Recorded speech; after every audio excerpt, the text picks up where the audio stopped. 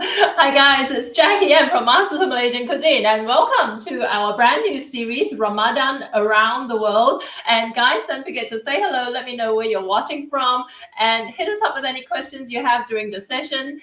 And welcome to our upcoming 4 sessions here. We've got 4 sessions back to back, but we're going to change things up a little bit, okay? Because I'm supposed to cook for one of the sessions, but and I have got some pre-recorded cooking sessions for our other chefs, right? So we have coming right up, we've got Karen John, who's the spouse of the ambassador to Finland, the Malaysian ambassador to Finland. She's going to be cooking something for Ramadan Around the World, which is apparently a typically Finnish dish. Okay, and then after that we have Fauzia. Fauzia is based in Pakistan. Fauzia is one of our MOMC loyal friends, and someone who's been part of our group for a while now, but we're getting to watch her cook for the first time ever. So she's pre-recorded a couple of cooking segments for us as well. And then we have Rosita Heilek, who's usually in Germany. Rosita is the president and co-founder of the Malaysian Club Deutschland, and she's going to be making one of her favorite, one of my favorite dishes of hers. So make sure you stick around to find out what it is. But for those of you who don't know who I am, I'm Jackie M, and I am the founder of Masters of Malaysian Cuisine, and I am going to be making a sweet dish as well. But what we're going to do, I had myself slated for the final slot in this, but because my cooking session is going to be done live on air, I'm going to actually get started on it, so that after we play the first video, we'll come back and pick up where I left off in part 1, and so on and so forth. Okay, so you're going to get to see me make a very simple very simple recipe. Is a sticky rice and Malaysian jackfruit dish. Okay, and that's the whole theme of Ramadan Around the World. Is the dishes are meant to be easy to make, and which don't take up a lot of time as well, and they're meant to be fairly well balanced in terms of their nutrition value. Okay, this is appropriate for anyone who's fasting for whatever reason at all. So that's where we're headed. Okay, but again, don't forget to say hello, let me know where you're watching from, and let me just bring Paul Gray, my co-founder who's based in South Africa, quickly, just to have him say hello to everyone. Hello. Hi. While I was talking away, my phone kept pinging. I was thinking, is Paul trying to tell me there's something going on wrong? Is everything working okay, or? Everything's working okay. Okay. I was stressing at first because I didn't see it, and then I refreshed another time and it popped up. So I was like, okay, we're good. Okay, but I already cool. panic messaged. So. Okay, cool. So for Facebook, everywhere is working. And Poon from Malaysia, how you doing, Poon? Good to have you tune in. All right, thanks very much, Paul. So guys, like I said, we're going to start off with me just doing step 1 of the sticky rice and jackfruit dessert. Okay, so let me just change screens here. Here we go. Okay. Before you can just see the tip of my laptop where I'm doing my broadcast from, and this is a Lenovo laptop, by the way, guys. So quick shout out to Lenovo Around the World. Basically, I used to say Lenovo Australia because that's who I was affiliated with, but Lenovo for supplying me with all the gear for all my live broadcasts. And okay, so this is what we're going to be making, and these are the ingredients I'm going to be using. Okay, I've got sticky rice over here, right? And all I'm going to do is just soak the sticky rice with boiling water, okay? And the other ingredient you're going to need is some coconut milk, Malaysian coconut milk, okay? And I've got some jackfruit, ideally Malaysian jackfruit if you can get a hold of it, and Malaysian palm sugar, okay? So what I'm going to do is I'm going to soak this in boiling water, and ideally you want to soak it for 15 minutes. And then after that, we're going to come back and see what happens once it's been soaked and cooked up. Okay, so let's switch back onto my front camera. And Paul, if you can just line up. Okay, like I said, guys, we're going to line up the pre-recorded segment by Karen John in Finland. So let's watch Karen's segment on fish, on the Finnish fish soup. Okay, let me just remove myself and bring Karen on. The MOMC Ramadan series. My name is Karen, and today I'll be showing you how to make a very traditional Finnish dish called the salmon soup. It is a fish soup, and it is a very hearty meal. Especially I feel on cold days here as in the Nordics. However, for buka puasa, for breaking of fast, as well as for sahur, I feel it is really a good meal to have because it is warm, it is simple, it's got protein, it's got carbohydrates in it as well. So let's start. My ingredients for today would be 1 medium-sized chopped onion, salt, pepper, olive oil, special ingredient, dried chilies, a little bit of cream, and the main ingredients would be potatoes, salmon fish, carrots, and a little bit of dill. Now, a dill is very important in this particular dish because of the aroma and how it actually goes very well with salmon. So let's start. Today, the recipe that I am bringing, or the portion that I'm bringing, is actually for 2 people to eat. So we are using about 1.5 tablespoons of olive oil. And then let's put the onions in. Do you hear that sizzling? You would want to put your pan on medium heat. I do not want to brown the onions. I only want to give it a little bit of color.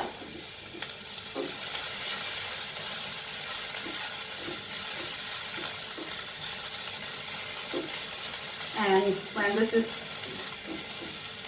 softened and come to a good stage, not sure if you can quite see it over there, but about that color, I would want to add in my dill, a quick stir,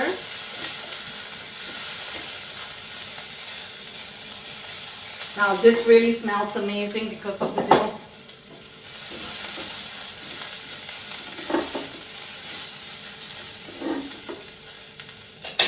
I would then add in the potatoes and the carrots.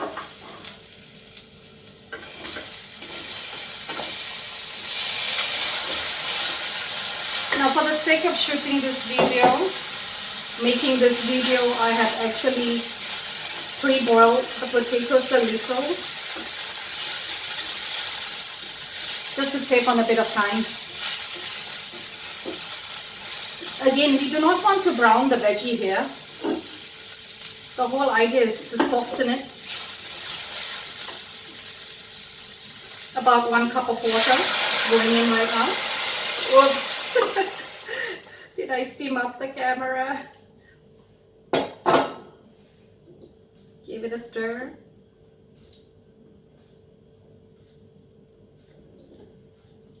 And at this stage, I would like to put in my salt, a teaspoon, or to taste as you like it, and my dried chilies. Now, of course, this is not something that would go in the traditional salmon soup that they have over here, but for the Asian palate, I think it's quite nice. So I'm putting them whole because my children can't quite have that amount of spice, amount of heat, so I'm not breaking them up. Bring all this to a boil. Now this stage, we're just waiting for the potatoes and the carrot to soften and to cook. Traditionally, they would have this with a little bit of bread. Here in my house, my children love it with garlic bread. And the other thing about this soup is that salmon is generally a very healthy fish. It is rich in omega-3, I'm sure all of you know that. And it is also something that is easily available here in Finland. It is a common fish to have. However, if you're going to ask me whether you can substitute this fish with any types of white fish, any other types of white fish, yes, you can. However, the taste of the salmon would not be there. So to have salmon soup, you would need salmon to have that flavor of salmon. And the other thing about salmon is, I'm not sure if you know, but it is also rich in potassium. Now this I didn't know, and I had to Google. I was Googling to prepare for this session, and I found that out, which was quite interesting. So it actually helps those who have issues with high blood pressure. Salmon is a good protein to have. The steam is blocking my face. So let's just slow the fire down and heat down a little.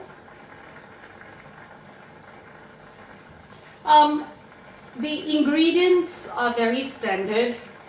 The amount of ingredients I feel in this particular dish, you do not really have to follow the recipe in the sense of the amount of potatoes, the amount of carrots, or the amount of fish. If you like to have more fish and less potatoes and carrots, or not at all, go ahead and do that. So again, it's very versatile in that sense.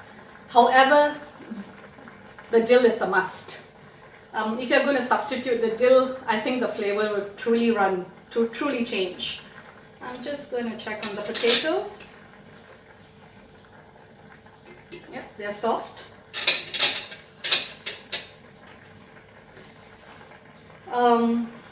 I'm just going to slow the fire down a little. As you know, you do not really need to overcook the salmon. You do not want all the oil just to disappear, or all the goodness of salmon to disappear. So I'm going to put my salmon in now.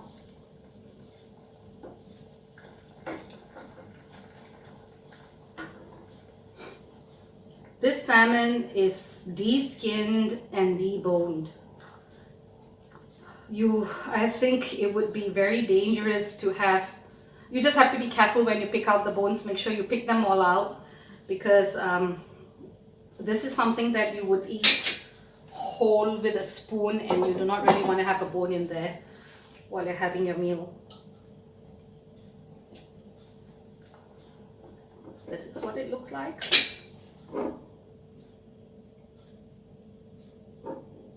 Back on the medium heat. Now here I had used olive oil. The other option would be to use butter, but I find that butter is really rich, and if the fish has got good oil, then something simple would do that would not actually make the food any richer than it should be. And lastly, when the salmon is done, the potatoes are cooked, the carrots are soft, I would like to add 100 ml of fresh cream. And again, it is a choice of if you would like to get full cream, something that has got like 10% of fat or even lesser. It is really a subjective choice.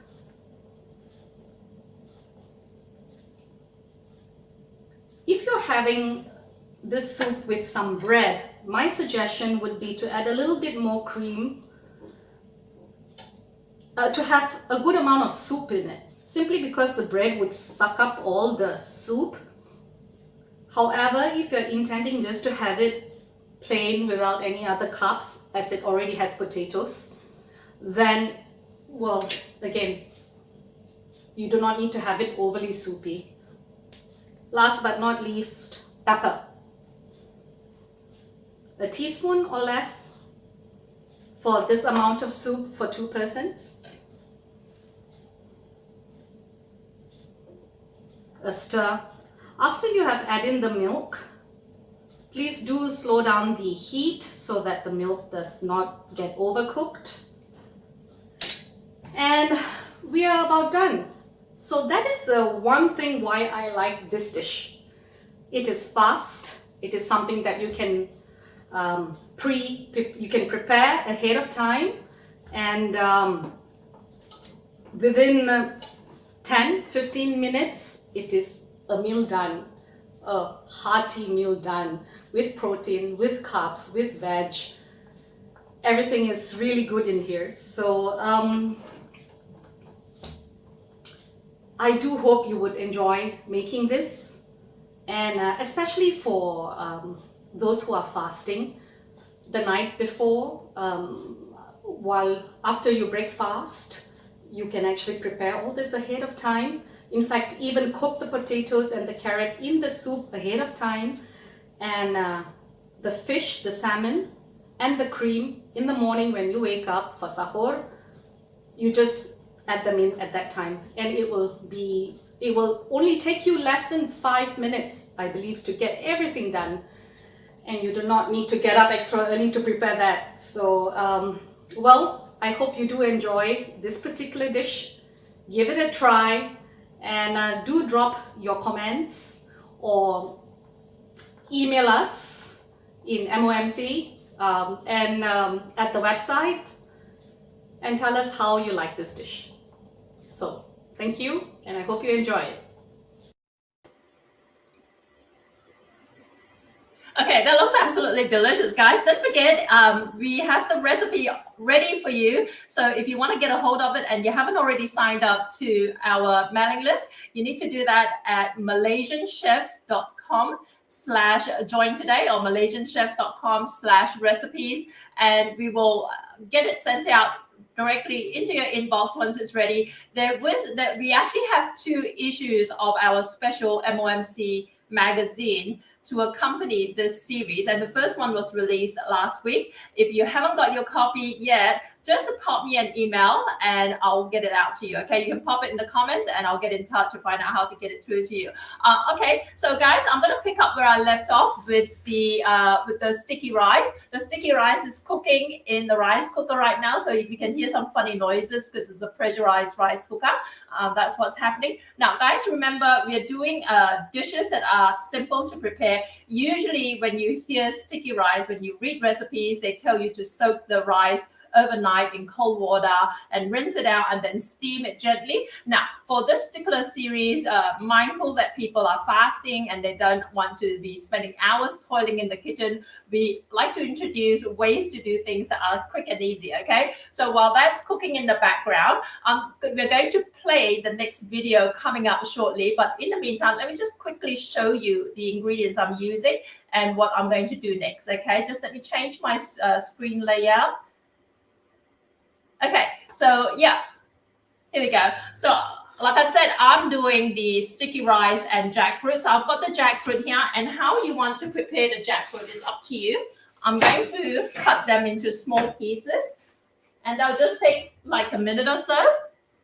And jackfruit, you can get canned jackfruit, but obviously fresh is always best, or you can get Malaysian jackfruit nowadays here in Australia as well. So we in Australia are very, very fortunate to be able to get a lot of Malaysian tropical fruit like durian and jackfruit and all that sort of stuff these days, okay? So try and look for them in your supermarket. So with this jackfruit, right, you can cut it into chunks, or you can cut it into strips, whatever you like. Okay, I'm just going to cut it into chunks today. And then let me just show you quickly some Malaysian palm sugar. So this is the jackfruit. I'm just going to get another piece done. And obviously, if you don't have jackfruit, you can use any kind of fruit. You can use banana. You can use durian. Durian, obviously, is one of my favorite fruit. It is my favorite fruit. All right, so you can use durian, anything you can get your hands on, okay? And Malaysian coconut milk, and also Malaysian palm sugar, okay?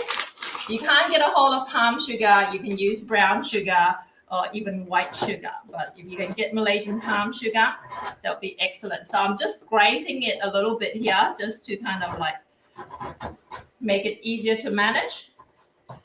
Okay. And then what we're going to do is just make a rich, flavorsome coconutty sauce from all this to go with the sticky rice. Okay, so I'm going to do that. And now we're going to just switch back to our second session. Let me just change my layout back to the front camera. Okay, so now we have got for our second session, we have a very, very special guest, Fauzia, who is based in Pakistan. Fauzia is actually a longtime friend of one of our MOMC at Heart cooks, Rosita Heilek. And Fauzia and Rosita go back many, many years. And apparently they had a wonderful, wonderful time in Pakistan way back, I don't know, like a long time ago. And I'm so fascinated to find out what life is like in Pakistan. And Fauzia has very generously for this series provided us with 3 cooking sessions. And you get to get a glimpse of the kind of food she cooks up at home. So we are invited virtually into Fauzia's kitchen in Pakistan. So let's have a look. So Fauzia, for this particular session, she's making a glass noodle salad, and also she's making a fried gourd fritter. Okay, so let's bring Fauzia on. Assalamu alaikum. This is Fauzia Maung Khuhro from Karachi, Pakistan.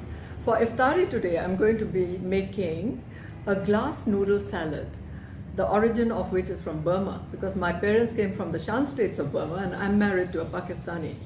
So we have a combination of both Pakistani food and continental and Burmese food.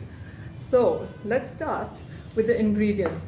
This is a Moong Dal Noodle, which is called jazan in Burmese, and it's a transparent noodle. I'm using about 150 grams of this. I have a lot of ingredients, but it's very great fun to make. I have 3 potatoes which I've boiled. After I boil the Moong Dal noodles, it looks like this. And I'm wearing gloves because I'm going to be mixing everything with my fingers, right? Then we have coriander diced up. I have tamarind juice, yes. I have peanuts which I have toasted and then grounded. I have sesame which I've toasted and grounded. I have chickpea flour which is used to bind all this together. We have raw onions diced. We have fried garlic, fried onions, and red chili oil. Now you must use fish sauce, but I'm not using fish sauce. I'm just going to use salt today because some people at iftari, I think I'm getting some guests and they might not like fish sauce, you know, the fragrance of it.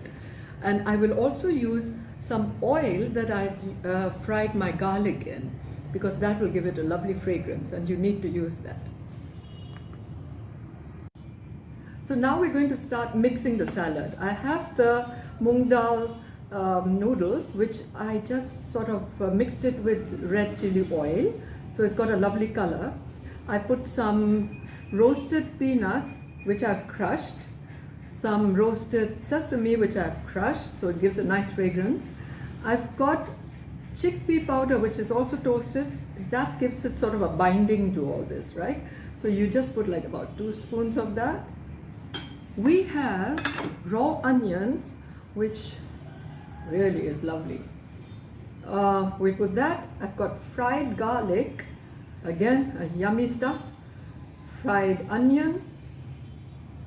Wow, this is going to taste very nice. And then we have, just praising my own food, we have tamarind sauce, right? I just took some nice ripe tamarind, soaked it in water, boiled it a bit, let it cool down, and you get a nice sort of a pulp out of that. It's quite thick here. So this is basically got to be hot and sour.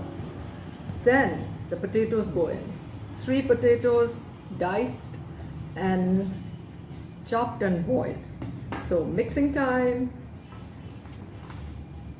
So I'm not going to be using any fish sauce because some people don't like the smell of or scent of or fragrance of fish sauce. So I'm just going to use salt, because today I'm getting some guests for iftari, and some of them possibly won't like fish sauce. So it's your choice. Yeah.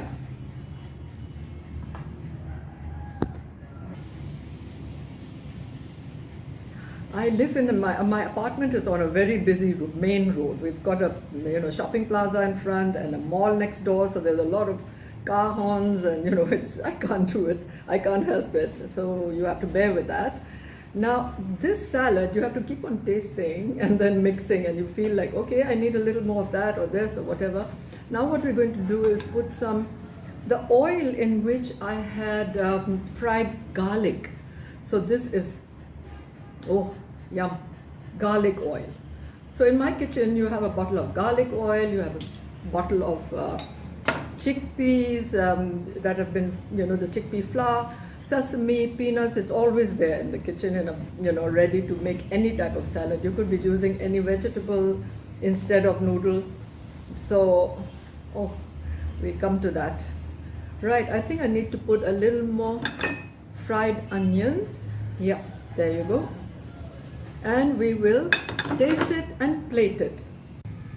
Chazan letto is ready for iftari. Enjoy it. Remember, it's called letto. That means hand mix.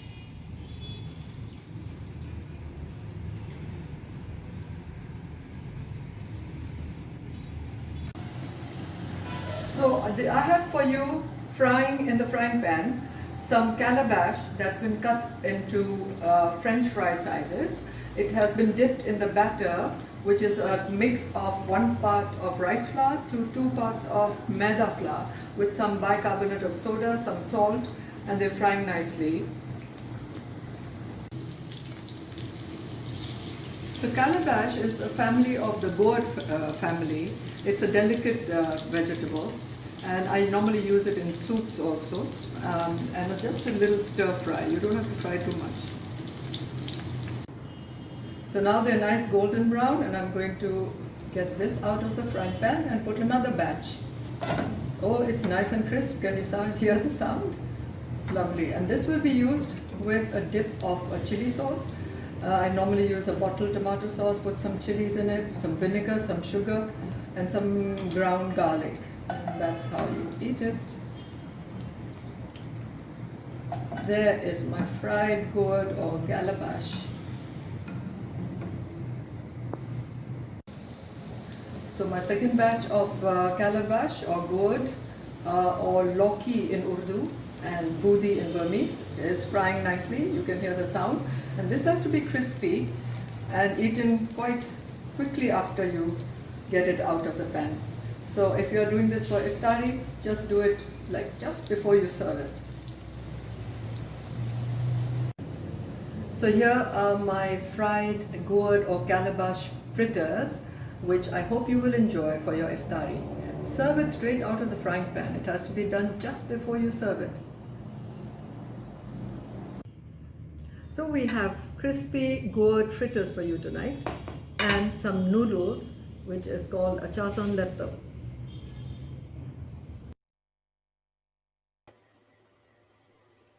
I'm going to bring Paul on here quickly. Paul, I was looking at Fauzia's session. I was thinking the gourd that she was using, I have the same gourd in my fridge. My mom gave it to me a few weeks ago. I was thinking this whole time, what am I going to do with this? Because I don't usually use that gourd. And the other thing, guys, Fauzia mentioned something called maida flour for the gourd fritters. Like she said, to use a combination of rice flour and maida flour. I had to Google it, and apparently maida flour is essentially like plain flour. Okay, so in case you're wondering, but we will have the recipe for you guys in no, it's not in the issue of our magazine that's just come out, but it will come out to you in your inbox. But make sure you sign up at malaysianchefs.com/join today to make sure you don't miss any of our recipes. Okay, this is all completely free for our subscribers only. Okay, thanks, Paul. I just thought I might just kind of bounce off you because, like, what coincidence! It literally has been sitting in my fridge, and I was thinking that I might have to just throw it in some soup or something like that. But fritters sound a lot more. Right. Okay. Yeah. Okay. Enjoy. Thanks, Paul. Oops. Okay, guys, sorry, we were trying to do too much at the same time. So now my rice has just got done cooking, my sticky rice. Okay, this is the sticky rice that I'm using to serve with the jackfruit and the palm sugar coconut sauce. I'll just show you what it looks like, okay? So this is the rice. This is the sticky rice. It's not regular rice. And sticky rice, for a dish like this, you can just cook it straight, right, in the rice cooker. And I just cooked it with a pinch of salt, and it only took 20 minutes, okay? And if you want to fast track it, you can soak the rice in some boiling water straight out of your kettle for 15 minutes beforehand, and then just tip it into a rice cooker and cook it like normal rice, okay? So that's that there. And next we're going to make the sauce that goes with this. But why don't we play Rosita's segment first? But I've got all this on standby. And when Rosita is done, Rosita has a very special guest, by the way. I mentioned earlier, Rosita is usually based in Germany, but lucky her, she is in Malaysia at the moment, staying with Dr. Chef, I keep saying Dr. Chef Ismail Ahmad, who is one of our Masters of Malaysian Cuisine chefs. And have a look at her cooking segment. I think she's actually cooking at Chef Ismail's personal kitchen, actually. So let's bring on Rosita. Hi, my name is Rosita Heilek, and today for the Ramadan series, I'm going to be making mini murtabak and the complement of pickled onions. I'm doing it the easy way, as we use the ingredients that's available to you everywhere around the world. I live in Germany, and this is what what I use. But today I'm in Kuala Lumpur, so I'm still using the same ingredients because it's really quick. Okay, so as I mentioned, we will use pickled onions for the complement for the mini murtabak. I will prepare that first, and what we need is thinly sliced red onions, sugar syrup. I'm using brown sugar syrup, which you can use 2 tablespoons of sugar and 1 tablespoon of water and do the syrup. And with that, we use rice vinegar to add to the sauce. So what I'm doing now is I'm adding the red onions into the syrup. And then we keep it aside. That's why I'm doing this first. And then I will start doing the murtabak. So, and this is the rice vinegar.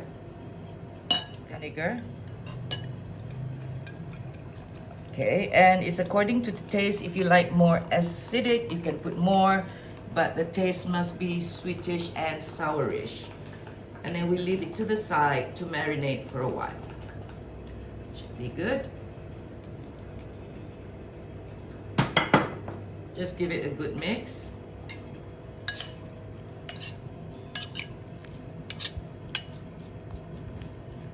And put it aside.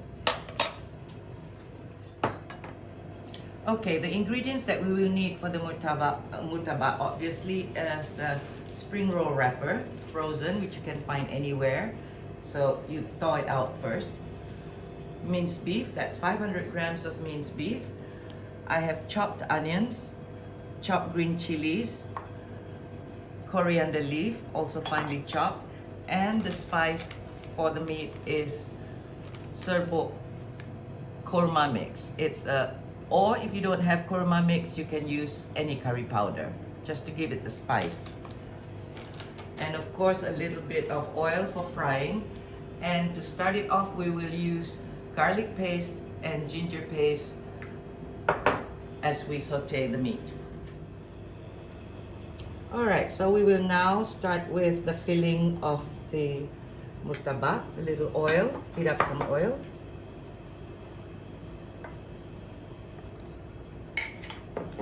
And then we will add garlic and ginger paste, 1 teaspoon of each.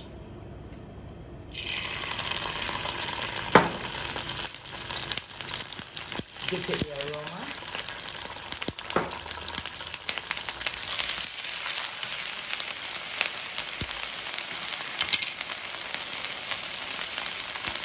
then just put in the beef.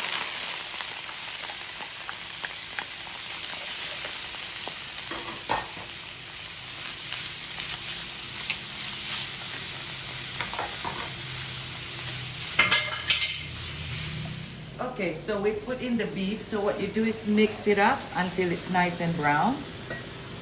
Season it with a little salt. Okay. Next, add the curry powder or the korma powder into it. 1 tablespoon should be enough. Just a little bit for spice. Give it a good mix. And you can smell the curry powder or the korma powder coming up. Okay, till it's nice and brown. Once the meat is cooked, you can see it. I mean, minced meat cooked very quickly. You can have a choice of using minced meat or minced chicken, or if you go for vegetarian, you can use potatoes, chopped potatoes or other vegetables that you prefer. But they must be hearty because you're going to fold it into the spring roll wrapper. Okay, now it is done. I'm just going to turn off the heat. And what we can do is mix the chopped onions into the meat because it's nice to have the onions nice and crunchy. Also optional is green chilies, which I love, so I'm gonna put that in. If you're not going to spicy stuff, so you can not use it, don't have to. And also optional is coriander leaf, which I also love, so I'm gonna put it in. Bit more, yep. Okay, so mix it up and let it cool. Of course, you want to taste it to see if you need more salt or anything else. So I'm gonna taste. Or should I ask the cameraman to taste?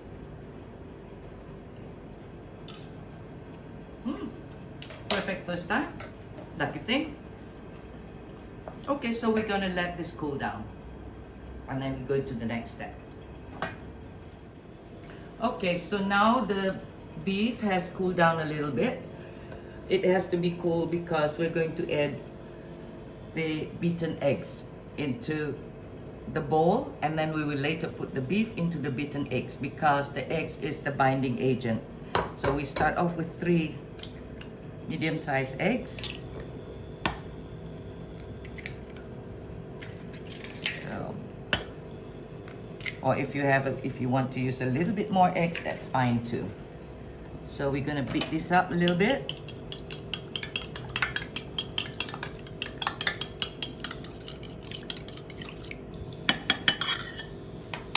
And then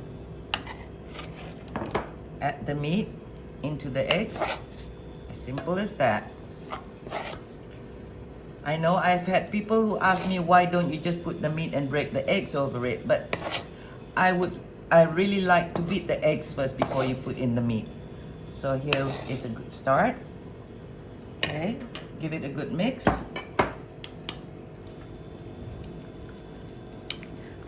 Until you see it's wet enough to bind.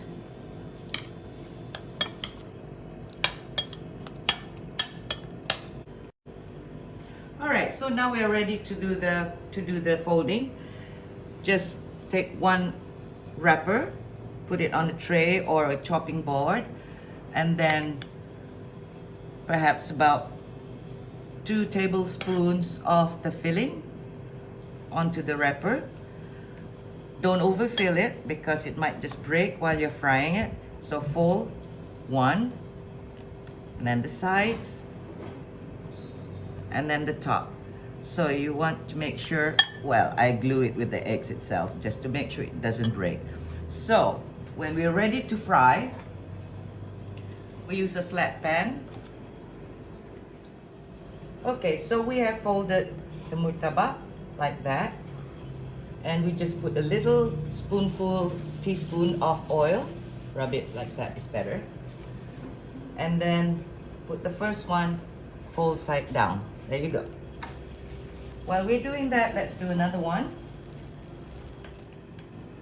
So here we are again. I'm showing you how we do the second one. Same thing. 2 tablespoons of filling, 1 fold, the other fold on the side,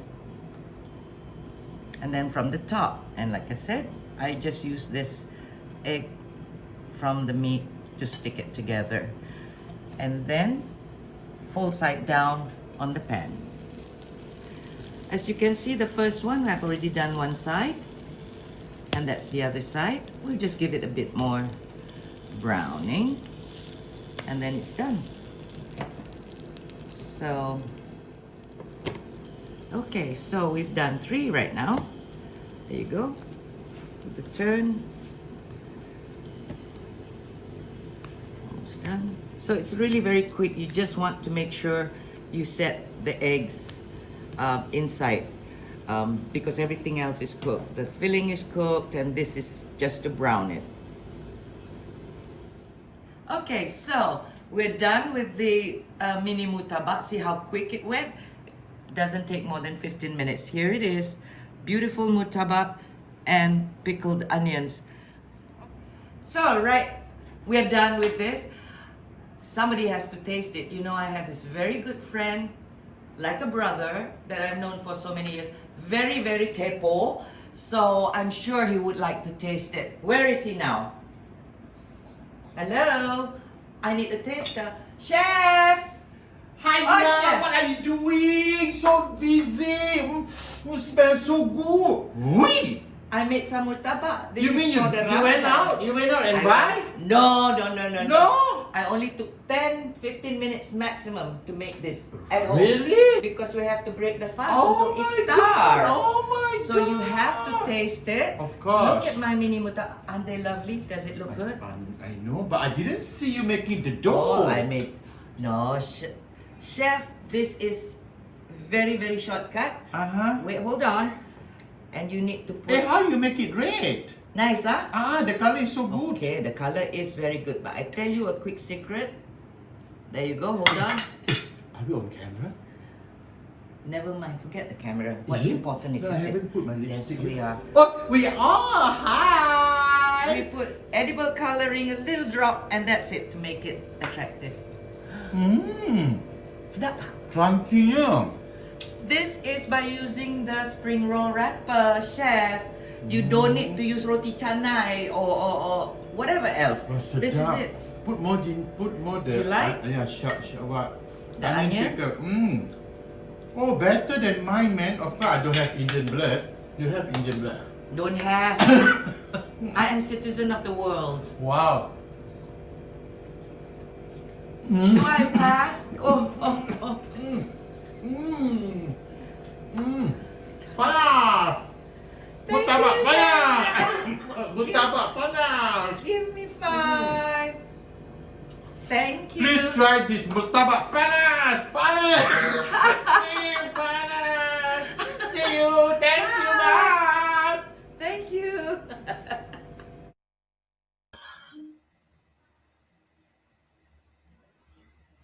All right, I hope you enjoyed that. Chef Ismail is such a character.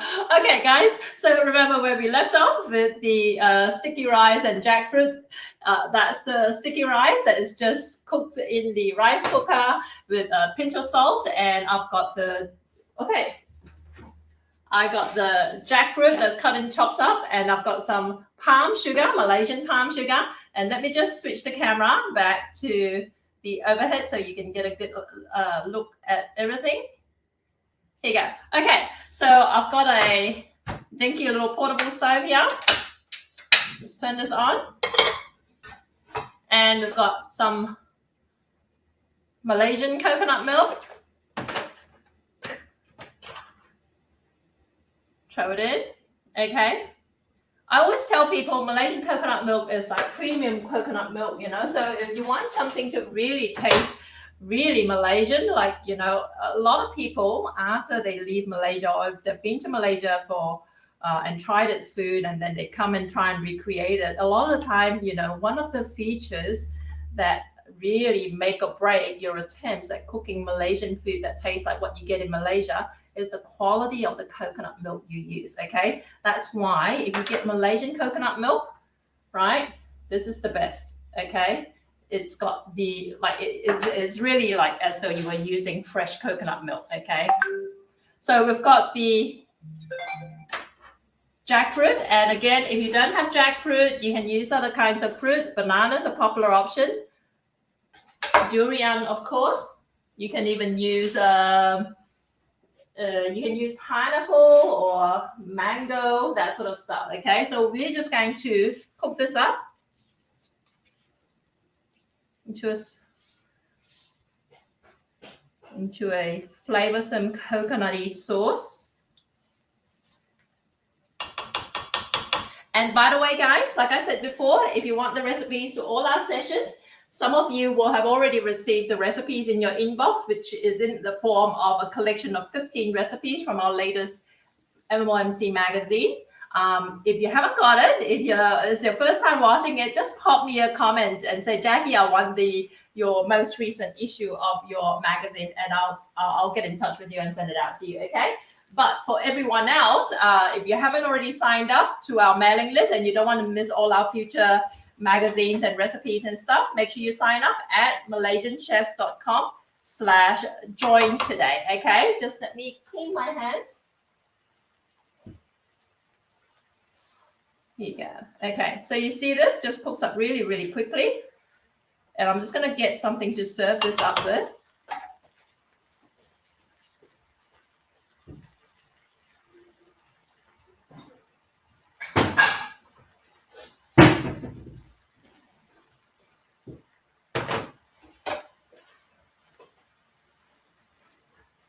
Just taste test this a little bit. Okay, I'm going to add a pinch of salt to this.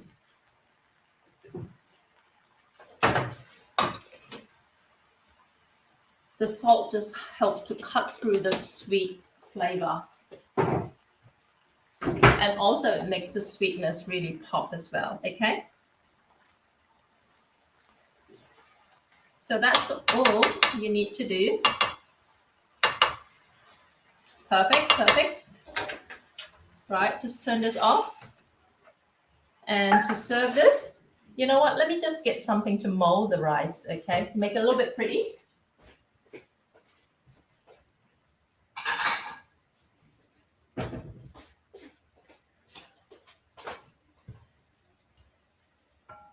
Let's get the sticky rice. Now, if you cook the rice in a rice cooker like I did, you're saving 8 hours of soaking time, but it does mean that your rice will be a little bit stickier, but that's okay for this dish because this is meant to be a soft dish, right?